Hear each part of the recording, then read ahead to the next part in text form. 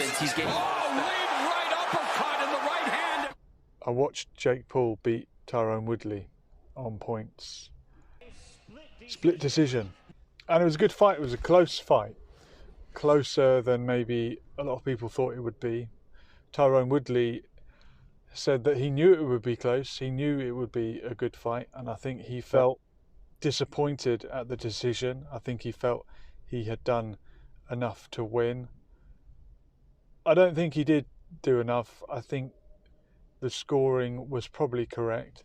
The only question I do have is, at one point Woodley put Jake Paul on the ropes, and it seemed as if he would have knocked him down had the ropes not been there. And really, if that's the case, if the ropes keep you up, then that should be scored as a knockdown, and Tyron Woodley should have won that round 10-8. Now, I'm not sure if that was the case on the scorecard, so maybe Woodley could have had questions to ask about that. But overall, I don't think you could argue with the outcome on the scorecards. And a lot of people were surprised that Woodley didn't do better. This guy is a multiple times UFC champion. And as Jake Paul said, you know, he's been competing, striking for many years. And Jake Paul is comparatively just a beginner.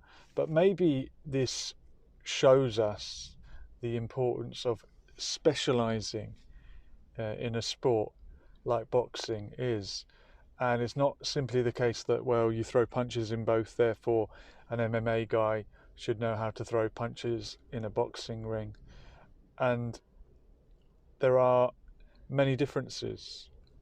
The size of the gloves, for example. A boxer can lay on the ropes and cover up and protect himself behind his 8 or 10 ounce gloves. You don't have that option in mixed martial arts. Maybe in that sense it is easier to connect with a shot in the octagon, and maybe competitors that move from MMA to boxing find that more difficult in the boxing setting. Another difference is you're wearing shoes. MMA guys are barefoot. I remember the first time I tried to throw a punch in my bare feet, training MMA, having transitioned from boxing into mixed martial arts. I nearly stepped back and broke my leg like Conor McGregor. It's very different without that support of a shoe or boxing boot. There's also differences in terms of range. The MMA guys have got takedowns to worry about. They've got kicks to defend against, and this changes the distance between the two fighters and distance management.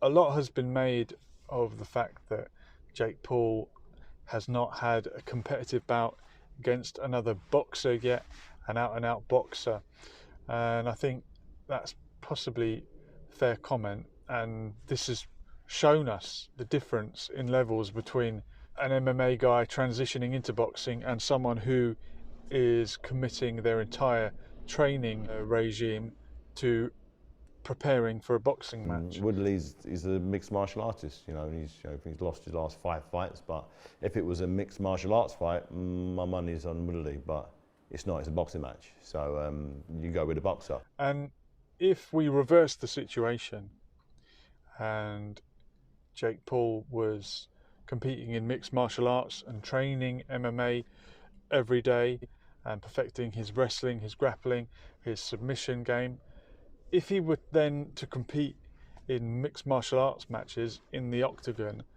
against only boxers, well, he would be submitting them left, right and centre. He would be dominating them on the ground, and I don't think anyone would find that surprising. So it shouldn't be surprising that someone dedicating themselves to boxing only would then dominate mixed martial artists in a boxing setting.